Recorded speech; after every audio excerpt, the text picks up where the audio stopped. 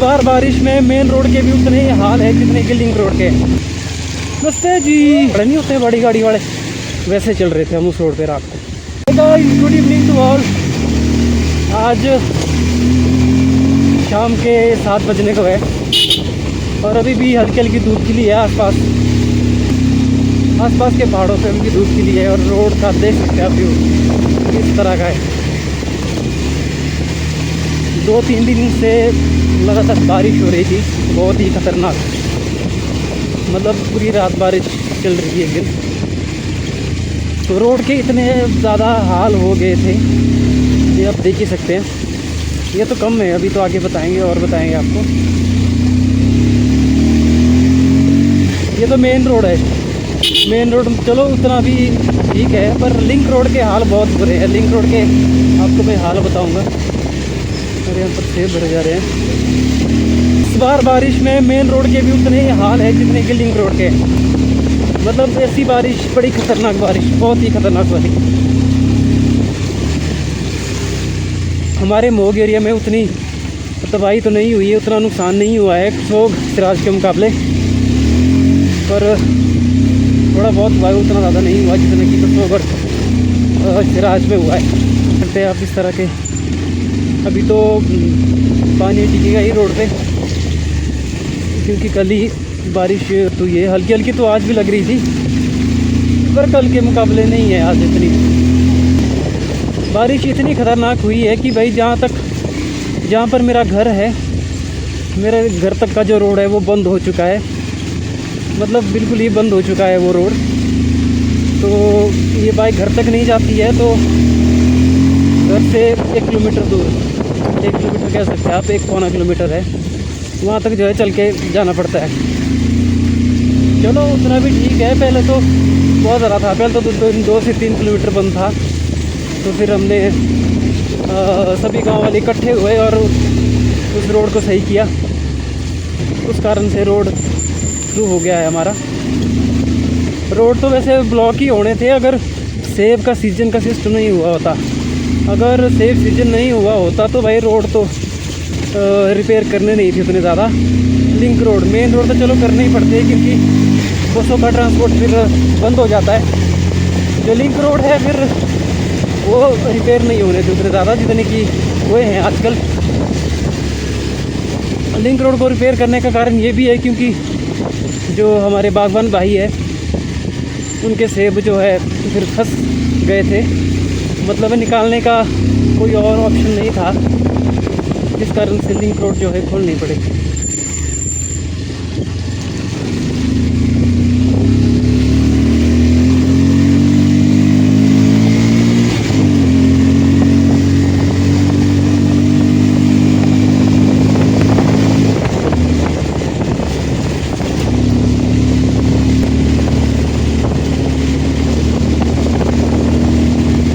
ये हल्का सा सीधा सा रोड आता है ना इधर से थोड़ा आगे, तो इसमें बाइक चलाने का मज़ा आता है। ये रोड जो है ख़राब नहीं होता है, पक्का तो है। ये पक्का तो ये सारा ही हो चुका था, पर बीच बीच में फिर ख़राब हो गया।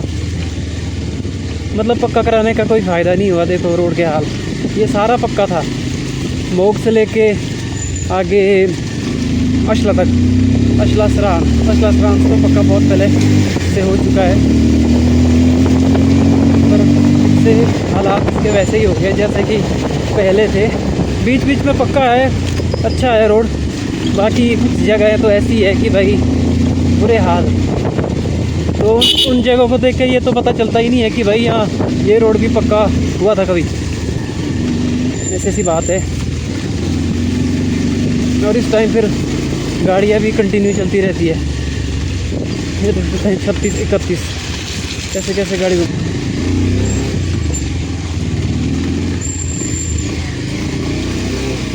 ये संजीव भाई बागड़ी गांव से।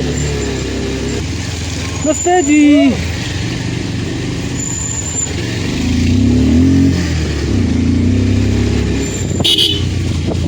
नंबर है, आप लोग कमेंट में ज़रूर बताएं मुझे EHP 10 नंबर जो है कौन सी जगह का है।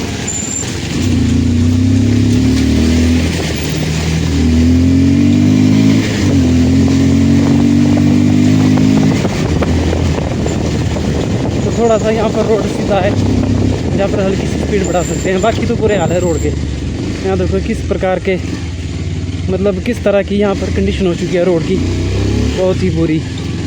कीचड़ी बरसात के मौसम में तो बहुत बुरे हाल होते हैं रोड के। लैंड स्लाइडिंग बहुत ज़्यादा होती है जब बरसात का मौसम होता है। बाकी बड़ा भी दे कि आला चलो ढूंढ दो सेट क्रश हो यहाँ इससे की बात है।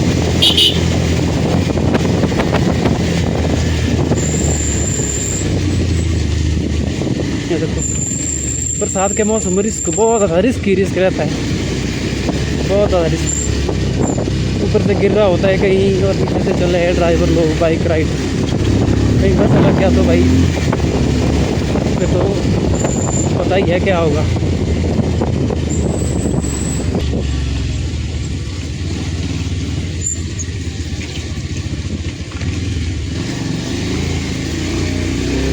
पिछली बार मैं कमरनाग घूमने गया था, रोड के इतने ज़्यादा हालात थे लिंक रोड के। पहले तो हम शिकारी पहुंचे, शिकारी बड़ी मुश्किल से शिकारी पहुंचे, जहाँ हम जूम क्रॉस किया उसके बाद शिकारी पहुंचे। जैसे सिर्फ शिकारी गेट के पास पहुंचे उससे आगे फिर हमें पता नहीं था कि भाई कमरनाग के लिए कहाँ से आते हैं। हम सीधे चले गए उस रोड पे, पूछते गए हम जितने, फिर पूछते हम शिकारी से थोड़ा आगे निकले। वहाँ पर कुछ टेंट थे, हमने वहाँ पूछी कि रोड का कि कहाँ से आते हैं। ऊपर से बरसात का मौसम, जैसे शिकारी क्रॉस हुए तो भाई इतनी खतरनाक बारिश हुई तो फिर रुकना पड़ा बीच बीच में। और रोड लिंक रोड बहुत ही बुरे हालत रोड के।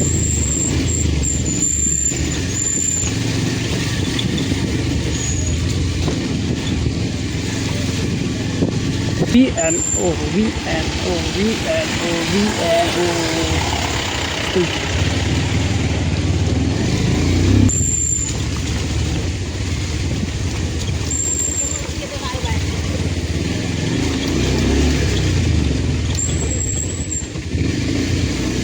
मतलब ऊपर से फिर बारिश चली थी, रोड इतने खतरनाक थे नीचे को, मतलब ऐसे हाल हुए हमारे उस टाइम, क्योंकि रुक भी काफ़ी गए थे, बारिश रुकने का नाम ही नहीं ले रही थी। फिर उसके बाद हमने कंटिन्यू रखा अपना सफ़र।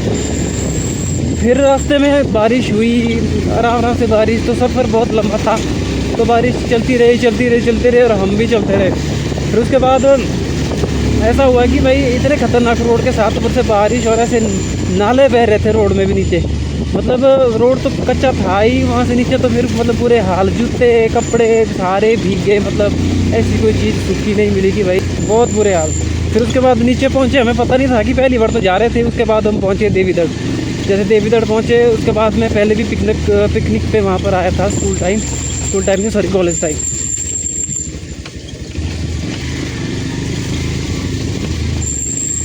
यहाँ से लेफ्ट टर्न है हमारा, चुको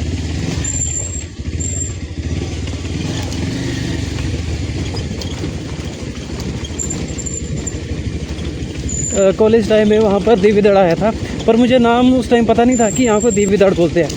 तो मैं वहाँ उस स्टेशन पर पहुँचा तो मुझे याद आई कि यार यहाँ तो हम पहले भी आ चुके हैं कभी। तो फिर मुझे याद आई कि हम कॉलेज टाइम में यहाँ आए थे। तो मैं सरप्राइज़ हो गया उस जगह को देख के कि भाई मुझे नहीं पता था कि भाई हम उस जगह से होके जाएंगे। तो फिर उसके बाद वहाँ पर एक छोटा सा मंदिर भी है, फिर मंदिर के पास गए।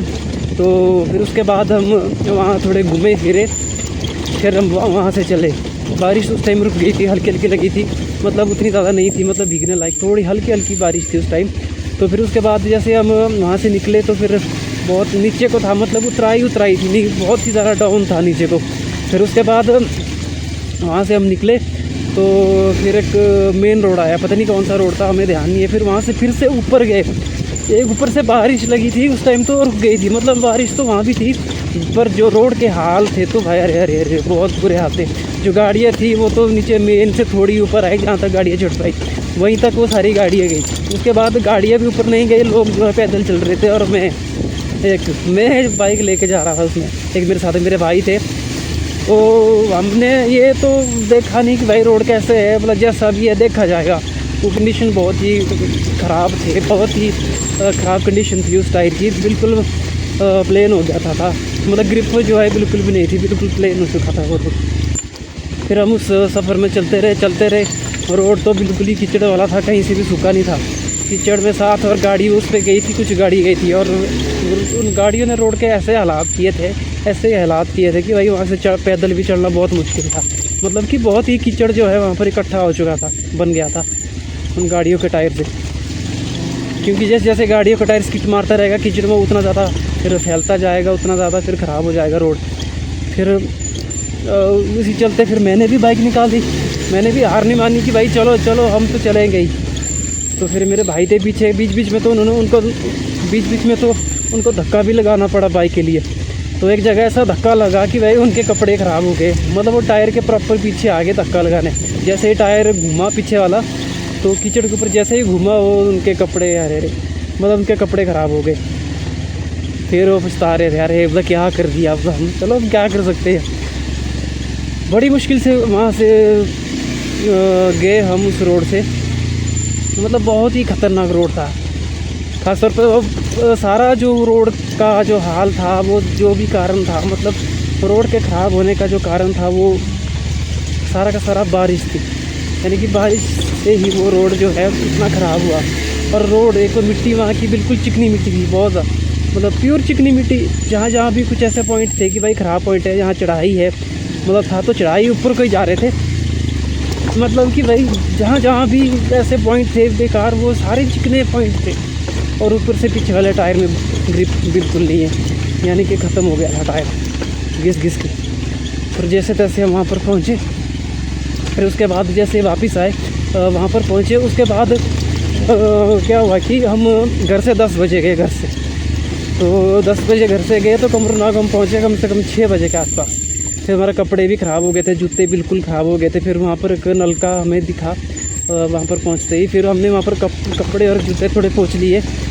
तो फिर मिट्टी वहाँ से निकाली। उसके बाद सीधे पहले कमरूनाग जी के मंदिर गए। यानी कि 10 बजे सुबह के निकले थे और वहाँ पर 6 बजे पहुँचे। तो बता सकते हैं कि भाई कितना लंबा सफ़र था। तो उसके बाद वहाँ पर फिर भूख भी बहुत आ गई थी ना वहाँ पर पहुँच के। इतना तो सुबह से कुछ खाया नहीं था, 10 बजे का खाया है और शाम के 6 बज गए हैं और कंटिन्यू बाइक राइड कर रहे हैं, तो कुछ खाया भी नहीं था। फिर उसके बाद हमने कमरूनाग जी के पास मंदिर गए और चढ़ावा चढ़ाया। उसके बाद धूपबत्ती की और उसके बाद सीधा खाना खाने चलाई। तो बहुत ही वीकनेस उस टाइम फील हो रही थी, भूखे पेट थे तो वीकनेस तो होनी ही थी। फिर खाना खाया, फिर थोड़ा अच्छा लगा। उसके बाद थोड़े बहुत घूमे कितने, सिर्फ 1 घंटा घूमे। तो उसके बाद 7 बज गए थे। तो 5 साढ़े 6 मतलब 5 या 6 बजे के आसपास पहुँचे। फिर 7 बजे वहाँ से वापसी ओके। पता था नहीं रोड का कि भाई कहाँ से निकलना पड़ता है। गूगल मैप के सहारे और लोगों को पूछते गए। एक अंकल जी से हमने पूछा, वो ठेके पे होते थे, तो उन्होंने हमें बताया था कि ऐसे शॉर्टकट है, वो हंडा के आसपास पड़ता है कहीं। जैसे हम फॉलो तो कर रहे थे। फिर अब जैसे ही हमें मेन रोड पे चले हम, तो मतलब कहाँ जाएंगे रात को शॉर्टकट। तो फिर टाइम भी काफ़ी हो चुका था। हम जैसे ही रोड वहाँ से निकले तो हम चैल चौक पहुँचे। तो बोर्ड लगा था ऊपर चैल चौक। फिर चैल चौक से हमने लेफ़्ट टर्न लिया। फिर वहाँ पर पूछा भी चैल चौक से कि भाई कुरसोक के लिए ये रोड है। फिर बोर्ड भी देखा था, रोड तो फिर वही बता रहे थे। तो फिर जाके पहुँचे 12 बजे बुखौट। वहाँ से उस रोड से मैं कभी गया ही नहीं, तो पहली बार गया बाइक में, वो भी रात को। और रास्ते में मुझे पता नहीं कुछ जानवर दिखे, पता नहीं कुत्ते थे कि कोई जंगली जानवर था। तो थोड़ा सा दिल घबरा गया। मैंने भाई को बोला नहीं कि भाई ऐसे हो गया। तो मैंने सोचा अब इनको बता दूँ तो ज़्यादा घबरा जाएंगे। तो मैंने वहाँ से जैसे ही मुझे मोड़ पे दिखे तो भाई मैंने वैसे ही स्पीड बढ़ा ली। मैंने भाई अब रुकना ही नहीं है, ब्रेक मारनी ही नहीं है। फिर उसके बाद हम रात को वापसी 12 बज गए थे रात की। तो बुखौट चौक पे पहुँचे। मतलब कि अति हो गई थी बाइक चला के। वैसे चल रहे थे जैसे ट्राले वाले नहीं होते, बड़ी गाड़ी वाले, वैसे चल रहे थे हम उस रोड पे रात को। फिर हम वहाँ नहीं रुके, तो रुक तो हम सकते थे बुखौट में भी, वहाँ भी काफ़ी जानने वाले। तो फिर सोचा क्योंकि मुझे दूसरे दिन शॉप जाना था, तो उस चक्कर में फिर हमने रुके। फिर हम वहाँ पर रुके नहीं। फिर जैसे वहाँ से निकले फिर 12 बजे, यानी कि बहुत बुरे हाल हो गए थे, नींद लगी थी बहुत ज़्यादा। फिर उसके बाद हम वहाँ से निकले 12 बजे और घर पे कम से कम 2:30 से 3 बज चुके थे। यानी कि 2:30 से 3 बजे के बीच हम घर पहुँचे। भाई खतरनाक ही सफ़र, डे नाइट, जैसे ट्राले वाले होते हैं बड़ी गाड़ियों वाले, सेम सीजन वाले, उस तरह के चले डे नाइट। भाई बहुत लंबा सफ़र था कमरूनाग का। तो मैं तो पता था नहीं कि भाई इतना दूर है वो। मैं तो ये सोचा था कि शायद शिकारी से 2-4 किलोमीटर ही सामने होगा। तो हमें क्या पता था इतना दूर था। चलो मज़ा आया सफ़र में जो भी था। तो घूमना चाहिए और ज़रूर जाना चाहिए। उसके बाद मैं प्लान कर रहा था ऋषि प्राशर, तो बरसात के मौसम तो जा नहीं सकते, तो करेंगे कभी ट्राई, बताएंगे आपको वहाँ का भी व्यू, वहाँ के ब्लॉग।